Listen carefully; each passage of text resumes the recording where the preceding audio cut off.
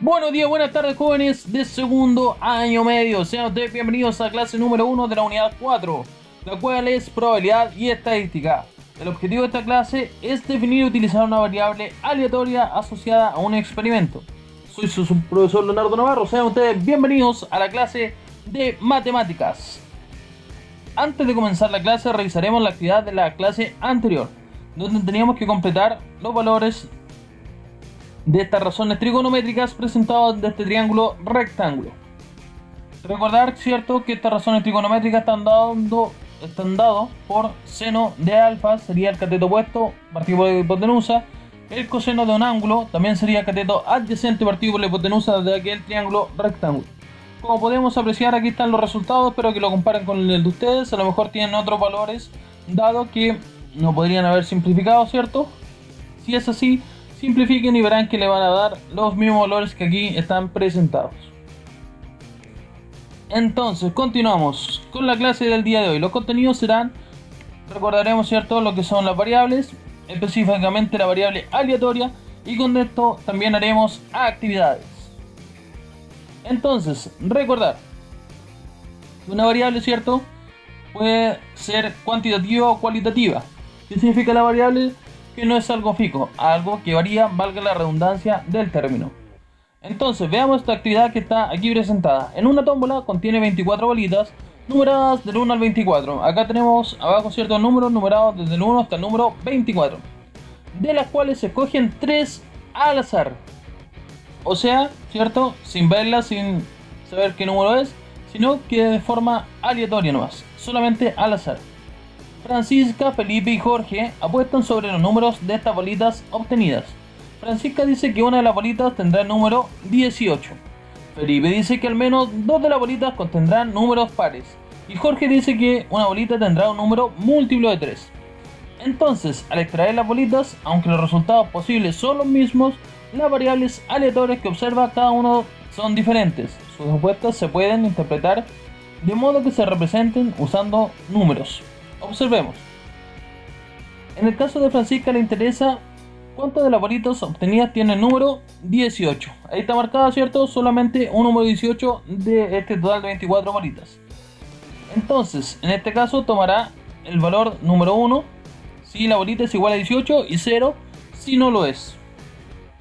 En el caso de Felipe le interesa la cantidad de números pares obtenidos, ¿ya?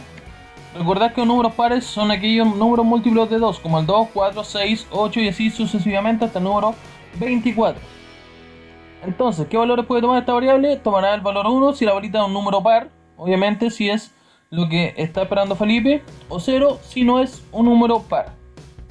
En el caso de Jorge le interesa si el número de la bolita es un múltiplo de 3. Recordad que los múltiplos de 3 son 3, 6, 9, 12, 15, 18, 21, 24 en este caso, ¿cierto?, porque llega solamente hasta el número 24.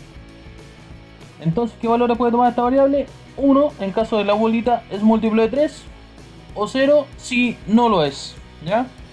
Entonces, una variable aleatoria es una función que toma su valor de acuerdo con los resultados de un experimento aleatorio.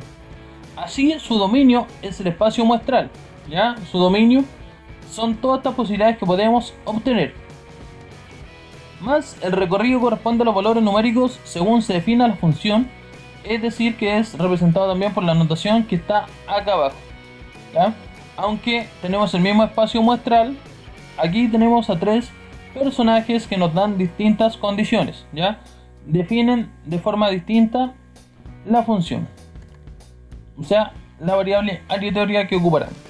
En resumen, una variable aleatoria es una función que a cada posible resultado de un experimento le asigna un número real. Por lo general se denota con las variables aleatorias con las letras mayúsculas X, Y o Z. La ventaja de este concepto de variable aleatoria es que nos permite centrar la atención en alguna característica común que tengan los elementos del espacio muestral. Como veíamos, ¿cierto?, en la diapositiva anterior, veíamos que el elemento que tienen en común en este caso son los múltiplos de 3. Entonces, más que los resultados que nosotros, ¿cierto?, mismos del experimento, que centrarnos en ello, sino que nos centramos en las características que son de nuestro interés, esta característica común. Entonces, sin más preámbulo, pasamos a la actividad, donde dice que en una partida de ajedrez se puede ganar, empatar o perder, ¿cierto? El empatar dice aquí que se conoce como el nombre de tablas. Entonces, en un torneo de ajedrez, cada jugador se enfrenta una vez contra uno y cada uno de los demás. Y cada jugador se le asigna 3 puntos por la victoria, 1 punto por el empate y ningún punto por la derrota.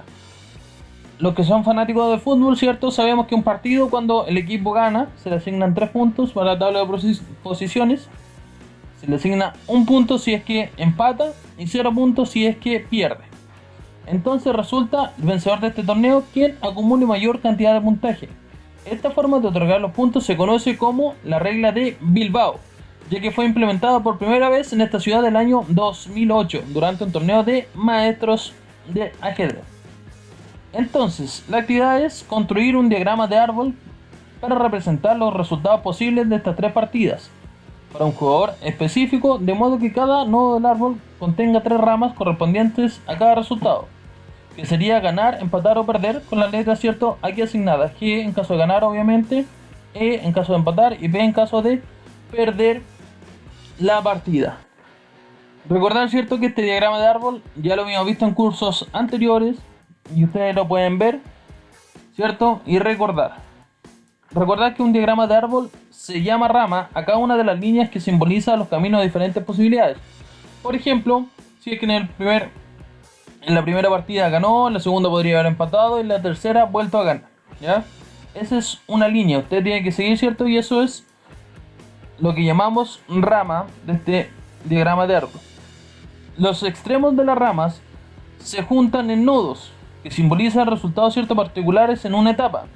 Al final de cada rama se conoce como hoja. Recuerda que la secuencia de resultados posibles se presentan considerando el orden de ellos.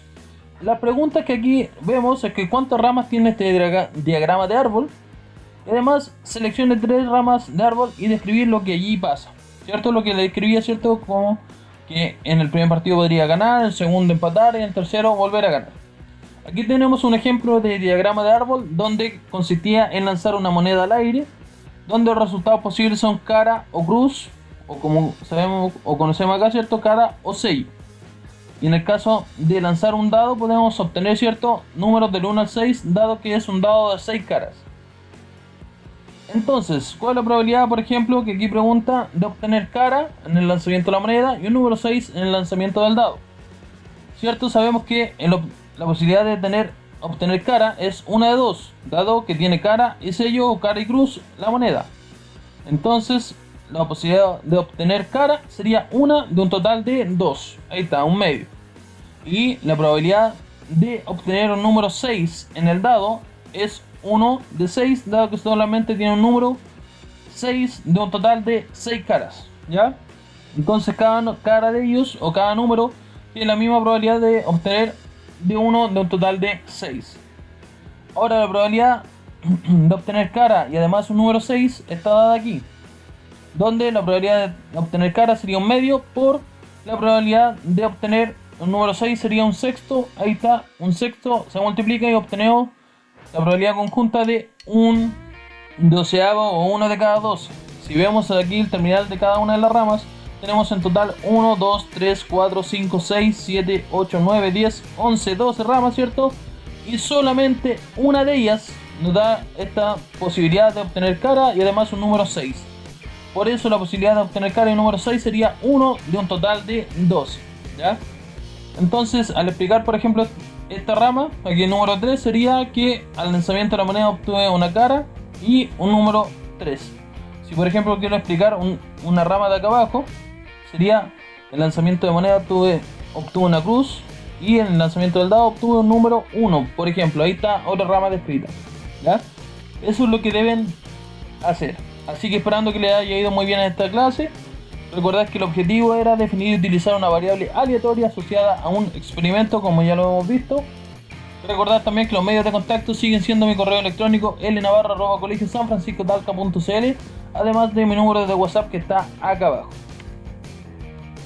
Así que esperando que se encuentren muy bien ustedes. Si quieren saber más, recordad que los ejercicios son extraídos del texto del estudiante de la página 272 de un taller que allí se presenta. Y como cada semana se les invita a hacerse la siguiente autoevaluación, que fue lo que más les costó aprender y por qué creen ustedes. y qué hicieron cuando tuvieron una duda. Así que jóvenes, esperando que estén muy bien cada uno de ustedes, con ustedes y sus familias. Un abrazo, chao chao.